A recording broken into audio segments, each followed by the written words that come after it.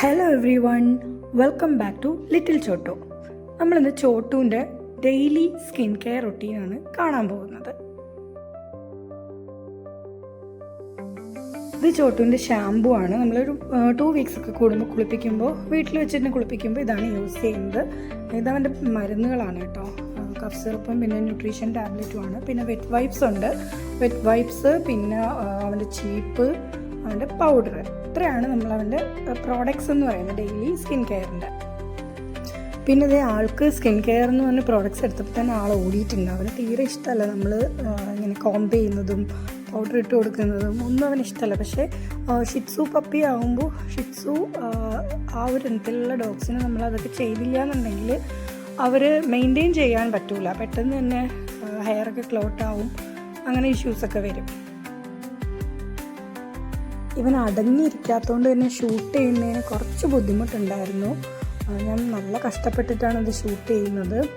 ആദ്യം തന്നെ ഞാൻ വെറ്റ് വൈപ്സ് വെച്ചിട്ട് അവൻ്റെ കണ്ണും ഫേസും പിന്നെ അവൻ്റെ കാലുകളും നമ്മൾ ക്ലീൻ ചെയ്യും. അപ്പോൾ ആൾക്ക് ഭയങ്കര ഒട്ടും ഇഷ്ടമല്ല ഇങ്ങനെ ഇരുന്ന് വരുന്നത്. പിന്നെ നിവൃത്തിയില്ലാത്തതുകൊണ്ട് അങ്ങ് ഇരിക്കുന്നതാണ്. നമ്മൾ വെറ്റ് വൈപ്സ് അത്യാവശ്യം നല്ല സ്മെല്ലുള്ളതായിരിക്കും. അപ്പോൾ അവർ പുറത്തൊക്കെ പോയി ഇത് കണ്ടോ, അതിനകത്ത് കടിച്ചു പിടിച്ചേക്കുക. പുറത്തൊക്കെ പോയി അഴുക്കും പൊടിയൊക്കെ പറ്റിയിട്ടുണ്ടെങ്കിൽ അതൊക്കെ മാറ്റി ഒരു നല്ലൊരു സ്മെല്ലും കിട്ടും നമ്മളിത് വെച്ച് മൊത്തത്തിലൊന്ന് വൈപ്പ് ചെയ്തെടുത്ത് കഴിയുമ്പോഴത്തേക്കും.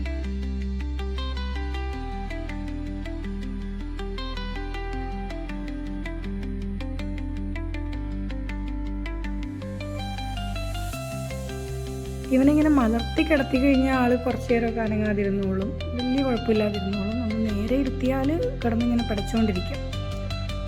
അപ്പോൾ നമ്മൾ വെറ്റ് വൈപ്സ് ഒക്കെ യൂസ് ചെയ്ത് ആളൊന്ന് മൊത്തത്തിൽ വൈപ്പ് ചെയ്ത് സെറ്റാക്കി എടുത്തിട്ടുണ്ട്.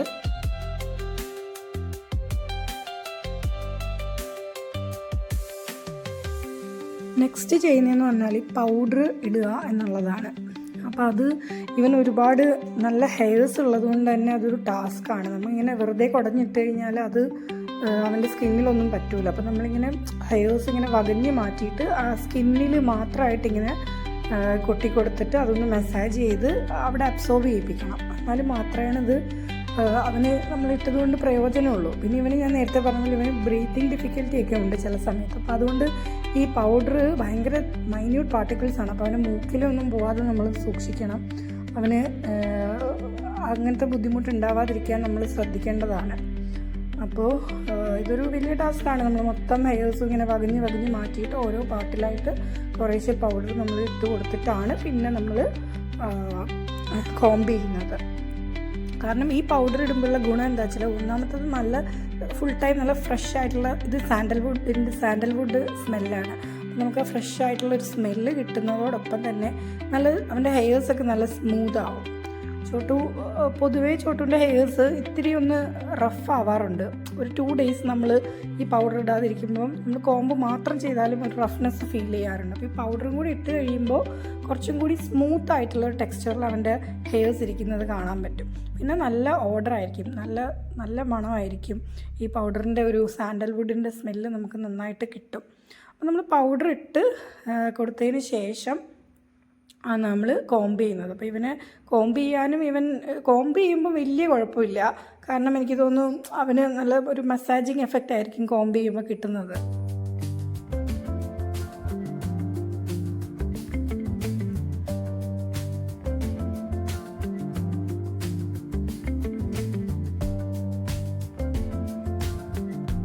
പിന്നെ ഈ ഒരു പൗഡറിൻ്റെ ബെനിഫിറ്റ് എന്താണെന്ന് വെച്ചാൽ ടിക്സ്, ഫ്ലീസ് അങ്ങനത്തെ സാധനങ്ങളൊന്നും വരില്ല എന്നാണ് അവർ പറയുന്നത്.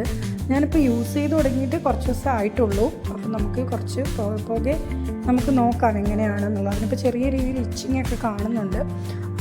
അപ്പോൾ ആ ഇച്ചിങ് കണ്ടപ്പോഴാണ് ഞാൻ ഇങ്ങനെ മേടിച്ചത്. അപ്പോൾ നമുക്കിത് യൂസ് ചെയ്തിട്ട് എങ്ങനെ ഉണ്ടെന്ന് നോക്കാം. അപ്പോൾ എന്തായാലും നല്ല ഒരു ഫ്രഷ് സ്മെൽ എപ്പോഴും നിലനിൽക്കുന്നുണ്ട് നമ്മൾ ഈ പൗഡർ യൂസ് ചെയ്തതിന് ശേഷം.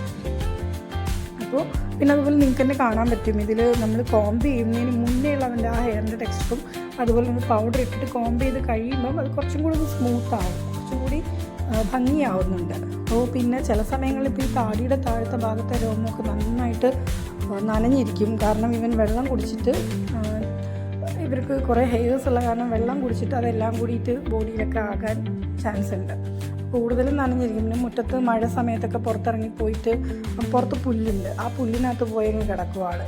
അപ്പോൾ ആ വെള്ളം ഈ അടിഭാഗത്ത് നെഞ്ചിൻ്റെ ഭാഗത്തൊക്കെ ഇരുന്നിട്ട്, അപ്പോൾ ഞാൻ എന്ത് ചെയ്യുന്നു വെച്ചാൽ ഡ്രയർ വെച്ചിട്ടൊന്ന് ഉണക്കിയെടുക്കും. എന്നിട്ടാണ് പൗഡർ ഇട്ടിട്ട് കോംബ് ചെയ്യുള്ളൂ.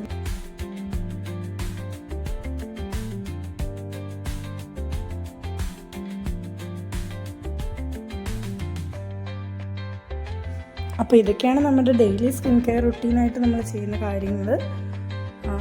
നിങ്ങൾക്ക് വീഡിയോ ഇഷ്ടപ്പെട്ടെന്നുണ്ടെങ്കിൽ ലൈക്ക് ചെയ്യുക, സബ്സ്ക്രൈബ് ചെയ്യുക, ഷെയർ ചെയ്യുക. Thank you. Bye bye.